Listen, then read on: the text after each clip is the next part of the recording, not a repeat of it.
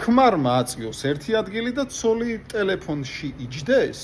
ანუ უმეტესობა კომენტარების ესეთი იყო წინა ვიდეოზე, როცა ვთქვი, რომ თუ ქალს აფასებ იმით, რომ მას მომზადება უნდა შეეძლოს, გარეცხვა, ტანსაცმლის დალაგება და ეს თუ არის ის ეგეთი ქალი არ ვარგა შენთვის, არ ვიცი, თუ ესე ფიქრობ. ესე იგი ხარ სუსტი მამაკაცი, თუ მსგავსად ფიქრობ.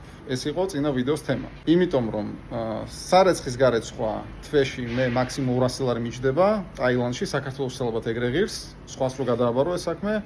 დამლაგებელი კვირაში 4ჯერ რომ მოიყვანო და კარგად დაგილაგო სახლი, ეგეც დაახლოებით 400 ლარამდე დაგიჯდება და ანუ ჭურჭლის სარეცხი მანქანა და ამ შემდეგ ეგეც უკვე გაავტომატიზირებულია მაქსიმალურად. ანუ გამოდის რომ ეს სამი რამ თუ არის ის ქალმა, ეგეთი ქალი არ ვარ. ანუ გამოდის მარტო ამ სამი რაღაცის გამო მოყავს ქალი, ანუ რო იცოდეს მომზადება, რო იცოდეს ჭურჭლის გარეცხვა და ტანსაცმლის გარეცხვა და ბინის დალაგება, ანუ მარტო ამის გამო მოყავს და ანუ თუ გამოდის ეს სამი არ აქვს ქალს, მეტი საქმე არ დარჩენია ტელეფონში ჯდომის გარდა, ეს არის თქვენი აზროვნება? ანუ და მე ეს ხალხი მიდის რატომღაც ემიგრაციაში, უვლის მოხუც იტალიელებს და უგზავნის მე აი ამ ყველაფრის მაქნის მამაკაც ფულს, რომ კაზინოში წააგოს? ანუ ეს არის თქვენი აზროვნება?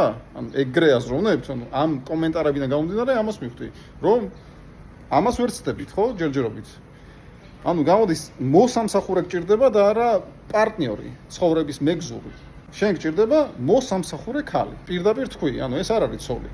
ცოლი არის, როცა გიჭერს მხარს რთულ სიტუაციაში, როცა შენთან ერთად აშენებს იმპერიას. როცა გაქვთ ურთიერთგაგება, სიყვარული და ერთად ვითარდებით რაღაცა უფრო მაგარისკენ, ვიდრე აი ამ დებილმა სისტემამ ჩაგვინერგა თავში. განათლდით, რაც შეიძლება სწრაფად. წარმატებები.